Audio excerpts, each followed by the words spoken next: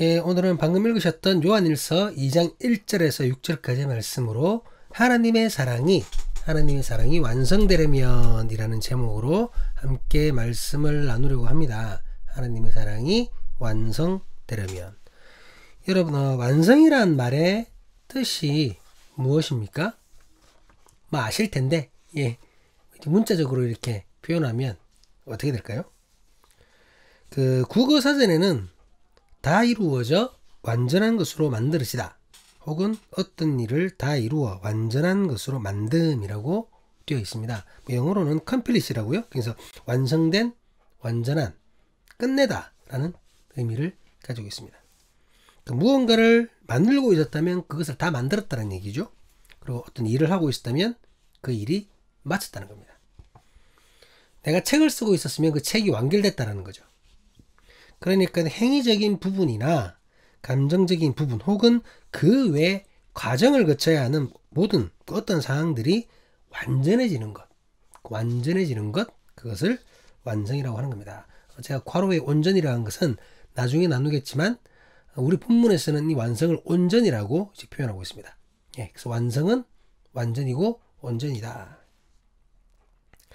자, 그렇다면 사랑의 완성은 뭘 말하는 걸까요? 사랑의 완성이라고 말하면 사랑이 완전해진 상태를 말하는 것이 되겠죠. 그전에는 불안했는데, 그 사랑이 불완전했는데 이제는 완성되어서 완전해졌다는 얘기입니다. 특별히 오늘은 우리가 하나님의 사랑의 그 완성을 말하려고 하고 있습니다. 그 얘기를 하고 있죠. 하나님의 사랑의 완성. 그렇다면 하나님의 사랑이 완전해지는 것을 의미하는 거잖아요. 예, 하나님의 사랑이. 그런데 여러분, 하나님은 처음부터 완전한 분이시잖아요. 그렇지 않나요? 완전한 분이십니다. 원래 실수가 없으신 하나님이십니다. 그렇기 때문에 하나님의 사랑도 처음부터 언제나 완전했습니다. 이해가 되시나요? 하나님의 사랑은 불완전하지 않습니다. 완전한 사랑이죠. 이전에도 그렇고 지금도 완전하시고 앞으로도 이 진리는 변하지 않습니다. 하지만 하나님의 사랑을 받는 대상인 인간이 완전한 존재가 아니라는 거죠. 인간이 완전한 존재가 아닙니다. 그렇기 때문에 완전하신 하나님의 사랑이 주어져도 그것을 제대로 이해하지 못하고 누리지도 못한 채 끝내 하나님과 함께하지 못하는 이들이 여전히 존재하고 있다는 겁니다. 이전에도 있었고 지금도 있고 앞으로도 있을 수 있다는 거죠. 그런데 안타까운 것은 이 사람들이 아예 주님을 모른다고 하는 사람들이 아니라 주님을 안다고 하면서도 교회를 다니고 있으면서도 이 하나님의 사랑이 완전해지지 않는, 내 안에서 완전해지지 않는 사람들이 있다는 겁니다. 오늘은 이 불완전한 인간이 어떻게 하여야 하나님과의 사랑이 완성되고 완전해지는지를 나누어 보려고 합니다. 우리가 요한일서를 나누면서 당시에 심각한 이단 사상이었던 가현설주의에 대해서 계속해서 언급하고 있습니다. 기억나실 겁니다. 오늘 본문에서도 사도 요한은 이 가현설주의에 대해 반박하면서 바른 믿음을 가르치고 있습니다. 지난주 말씀에서 가현설주의자들이 자신들은 죄가 없다고 주장하였다고 말했습니다. 자기들은 죄가 없다는 거예요. 죄에서 자유하다는 겁니다. 이 자유는 죄를 저질러도 된다는 거예요. 육체죄는 아무 상관없다, 이렇게 주장을 했던 거죠. 가현설주의자들이. 요한은 그런 주장에 반박했었습니다. 오늘 본문에서는 인간의 죄가 헛된 자기 주장만으로 해결되는 것이 아니라는 것을 가르칩니다. 내가 죄 없다라고 말한다고, 그렇게 주장한다고 해결되는 게 아니라는 거죠. 오직 예수 그리스도로 인하여서만 해결될 수 있음을 사도 요한은 선언합니다. 본문 1절 말씀입니다. 나의 자녀들아, 내가 이것을 너희에게 쓰면 너희로 죄를 범하지 않게 하려 함이라. 만일 누가 죄를 범하여도 아버지 앞에서 우리에게 대언자가 있으니 곧 의로우신 예수 그리스도시라. 여러분, 사람이 죄를 범하지 않으면 가장 좋을 거 아니에요. 예, 죄를 범하지 않으면 제일 좋습니다. 이거보다 좋은 게 어디 있습니까? 하지만 그럴 수 없다라는 거죠. 인간은 연약합니다. 의도해서 죄를 저지르기도 하고, 내가 의도하지 않았는데, 원하지 않는데 내가 이미 죄를 저지른 경우도 있습니다. 요한은 엄격하게 죄를 경계하고 있죠. 나의 자녀들아, 이것을 쓰면 너희로 죄를 범하지 않게 하려 함이라. 죄를 저지르면 안 된다는 거죠. 엄격하게 경계하고 있습니다. 하지만 그러면서 앞서 얘기했던 것처럼 인간의 연약함을 인정하고 있는 거예요. 인간의 연약함을 인정하고 있습니다. 그럴 수 없다는 거죠, 인간은.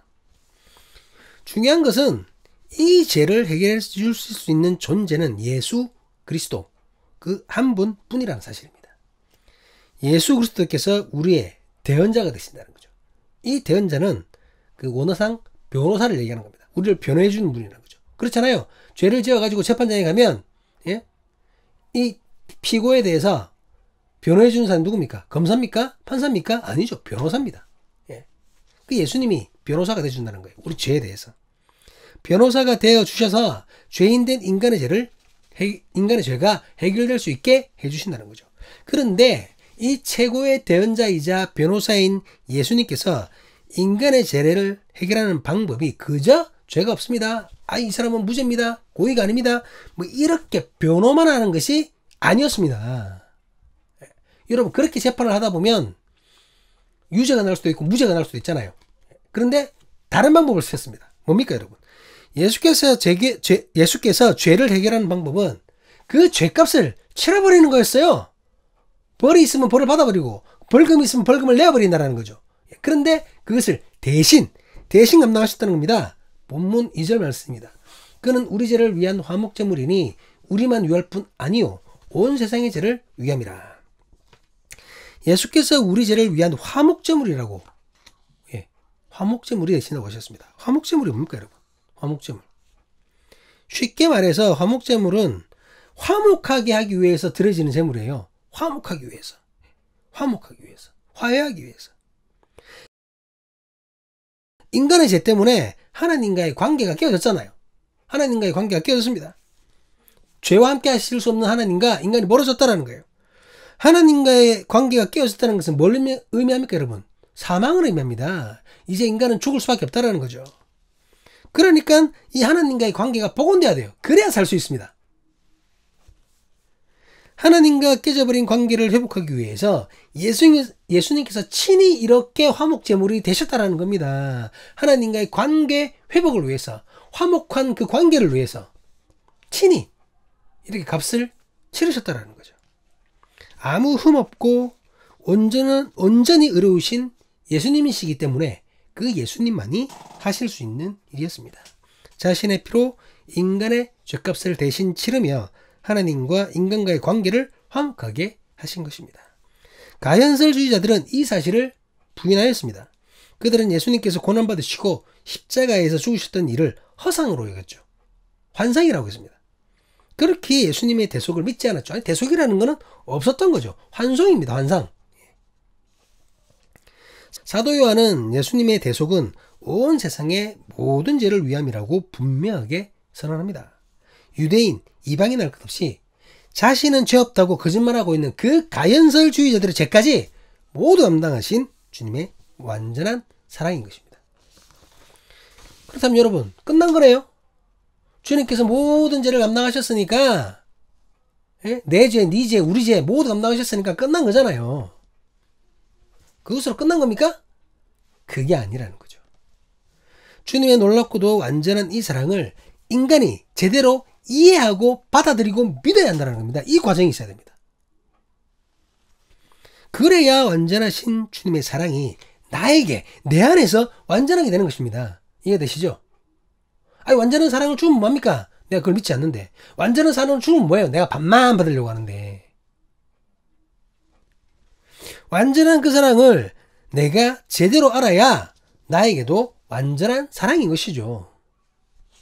사도 요한은 이에 대해 이렇게 전합니다. 본문 3절입니다.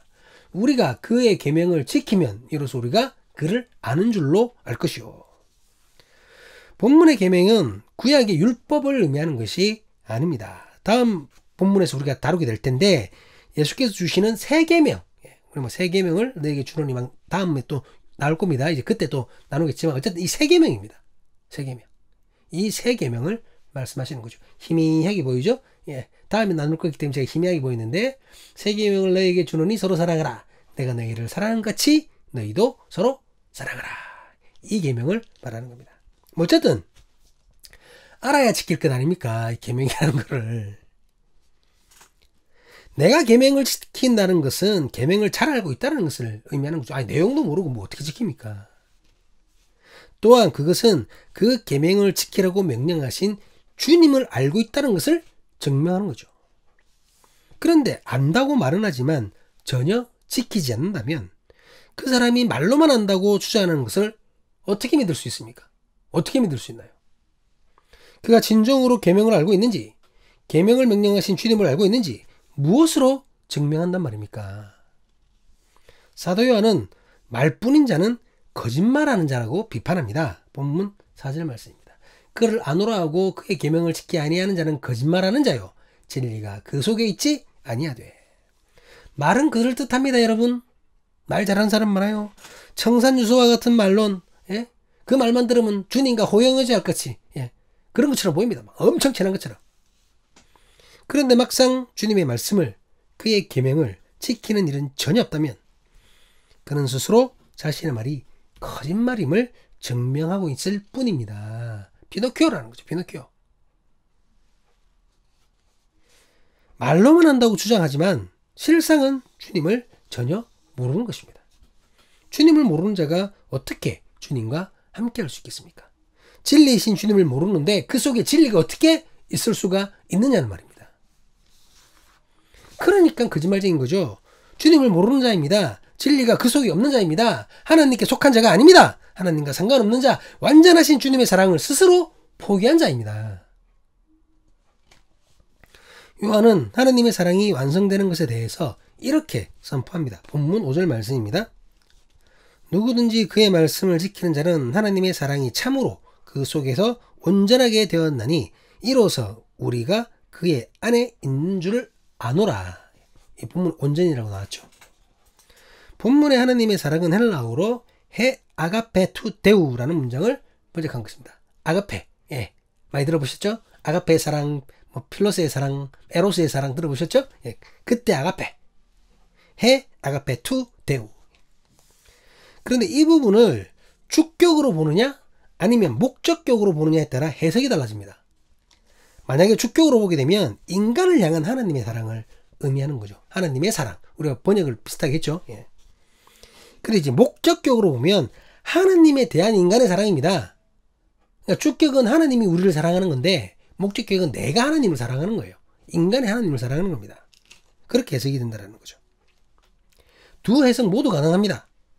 그리고 본문에서도 아마 이 복합적인 의미로 사용된 것으로 보입니다. 어느 한쪽으로 확실하지 않거든요. 근데 목적격과 주격, 이 복합적인 하나님의 사랑, 그리고 하나님을 향한 인간의 사랑을 다 의미하고 있는 것처럼 보인다는 거죠. 어쨌든 본문의 온전이라고 나왔죠. 헬라어로 텔레이오오라는 단어를 사용하고 있어요. 온전은 텔레이오오. 예.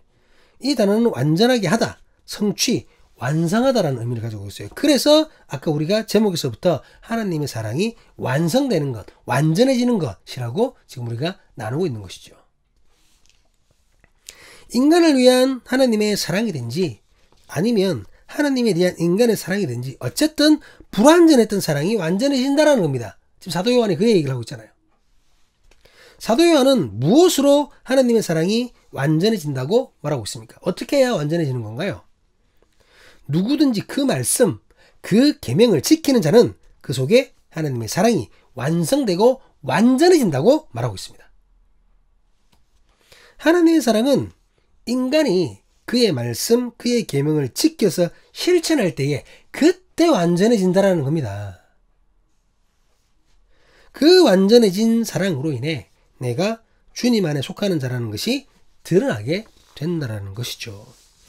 말씀의 서두에서 밝혔듯이 하나님의 사랑은 이미 완전합니다. 그렇잖아요. 완전하신 하나님의 사랑입니다. 하지만 그 완전한 사랑을 받는 인간이 불완전한 존재입니다. 그래서 하나님과 인간의 사랑은 불완전할 수밖에 없었던 것이죠. 깨어지기도 하고 무너지기도 했던 겁니다. 그런데 그런 불완전함을 완전함으로 바꾸는 것이 바로 인간이 말씀을 행하는 것, 계명을 실천하는 것이라는 말입니다. 이해가 되시죠? 불완전한 부분을 인간의 실천으로, 계명의 실천으로 채워지는 겁니다. 인간의 불완전함이 주님을 향한 순종으로 채워지는 것이죠. 사도 요한은 주님을 안다고 주장하는 자라면, 주님 안에 거하고 있다고 주장하는 자라면 당연히 자기 주장에 맞게 행동하라고 말합니다. 주님처럼 행동하라는 겁니다. 본문 6절 말씀입니다. 그의 안에 산다고 하는 자는 그가 행하시는 대로 자기도 행할지니라. 예수 그리스도야말로 하느님과 함께 하심의 모범이 되셨습니다. 하나님 안에 거하셨다는 것을 삶으로 증명하셨습니다. 죽기까지 순종하셨고 십자가를 지시기까지 인간을 사랑하셨습니다. 그렇게 자신이 하나님 안에 거한다고 주장한다면 당연히 예수님을 닮으려고 노력해야 하는 것이죠. 예수님처럼 행동하려고 노력하는 것이죠. 예수님처럼 완전하게 하나님께 순종하려고 노력하는 겁니다. 예수님처럼 완전하게 인간을 사랑하려고 노력하는 겁니다. 물론 여전히 연약한 인간은 완벽하게 예수님처럼 될 수 없습니다.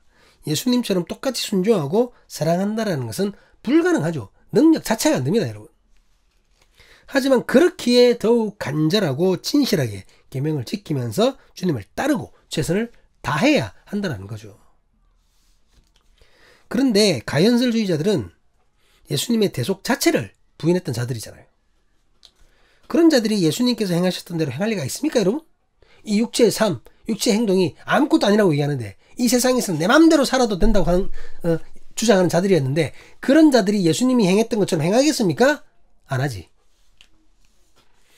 계명을 지키는 삶도 없고 육체로 오신 예수님을 인정하지도 않죠. 주님을 믿지도 않는 거예요. 그건 뭡니까, 여러분? 실천도 없고 믿음도 없는 겁니다. 행함도 없고 믿음이 없어요.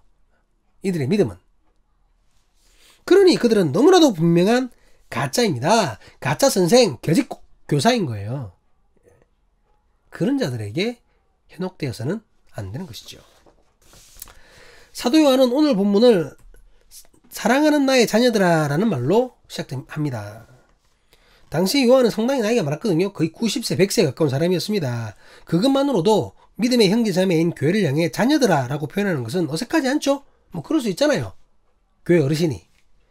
하지만 무엇보다 이 편지를 받는 그 공동체 구성원의 대부분은 요한을 통해 예수님을 영접한 요한의 영적 자매들입니다. 그러니까 진짜 자녀 같은 거야. 진짜 내 아들, 딸인 거야. 예. 그렇기에 요한이 교회를 향해 나의 자녀들아 라고 부르는 것이 더욱 간절하며 애틋하게 들리는 것입니다. 그는 자신이 사랑하는 이 영적 자녀들이 가연설주의자들의 그 잘못된 주장에 미혹되지 않기를 간절히 바라고 있습니다. 그래서 믿음의 성도들을 교회에서 이탈시켰던 그들의 거짓됨을 낱낱이 고발하는 것이죠. 그들이 무엇이 잘못되었는지. 그러면서 흔들릴 수 있는 기존의 성도들의 심령에 하나님의 사랑을 온전히 이루기 위해 필요한 것들이 무엇인지를 분명하고 명확하게 가르치고 있는 것입니다. 완전하신 하나님의 사랑이 내 안에서 완전하게 되기 위해서는 그리스도의 대속을 인정하고 온전히 믿어야 합니다. 그리고 주님을 믿는다는 것을 그 계명을 지키는 것으로 분명하게 증명하여야 한다는 것이죠. 또한 주의 계명을 지키는 삶을 통해 내가 하나님께 속한 자임이 드러나야 한다는 것입니다. 그렇게 내가 주님의 말씀에 순종할 때에 나를 향한 하나님의 사랑이, 하나님을 향한 나의 사랑이 완전하게 되는 것입니다. 완전한 사랑이 완성되는 것입니다. 사랑하는 사람의 교회 신앙 공동체 여러분, 가연설주의자들이 예수님의 대속 십자가의 죽음을 허상으로, 헛된 것으로 주장하면서 거짓을 전파하고 성도들을 미혹시켰던 것처럼 오늘날 교회에서도 예수님의 죽으심을 헛된 것으로 만들어버리는, 예수님의 십자가를 허상으로 만들어버리는 가짜들이 너무나 많은 것을 보게 됩니다. 그들은 여전히 행위는 아무것도 아니라고 주장합니다. 주님 앞에서 회개하였고 예수님을 믿는다고 내 입으로 고백하였고 그렇게 구원을 받았기 때문에, 나는 이미 구원을 받았기 때문에 이제는 어떤 경우라도 구원이 취소되는 일은 없다라고 그렇게 주장을 하는 겁니다. 이해되시나요? 한 번 나는 구원을 받았기 때문에 더 이상 나를 하나님의 사랑에서 끊을 수 있는 게 없다, 이렇게 얘기하는 겁니다.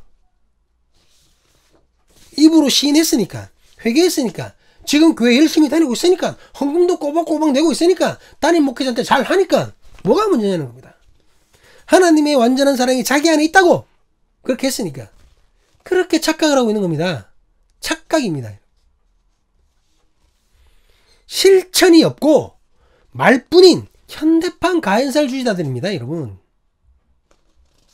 하지만 요한은 분명히 가르치고 있습니다. 분명하게 선언합니다. 분명하게 말씀을 통해 말하고 있습니다. 말뿐인 것으로는 결코 하나님 안에 거하는 나를 증명할 수 없다는 겁니다. 말만 가지고는 내가 주님의 자녀인 것을 증명할 수 없다는 겁니다. 말만 가지고는 내가 주님을 안다라고 증명할 수 없다는 겁니다. 누구든지 그의 말씀을 지키는 자는 하나님의 사랑이 참으로 그 속에서 온전하게 되었나니 이로써 우리가 그의 안에 있는 줄을 아노라. 주님의 말씀을 실천하는 완전한 순종으로 완전해진 하나님의 사랑이 내 안에서 완전해질 수 있기를 간절히 기도합니다. 사람이 교회와 함께하는 모든 분들, 하나님을 예배하는 모든 예배자들이 행동하는 믿음으로 하나님을 아는 자임을 드러낼 수 있기를 간절히 기도합니다. 한국교회 모든 성도들이 주님의 말씀을 지키는 삶으로 하나님의 사랑이 그 속에서 온전하게 될 수 있기를, 완전하게 될 수 있기를, 완성될 수 있기를 우리의 본이 되시는 예수 그리스도의 이름으로 간절히 간구합니다. 기도하시겠습니다.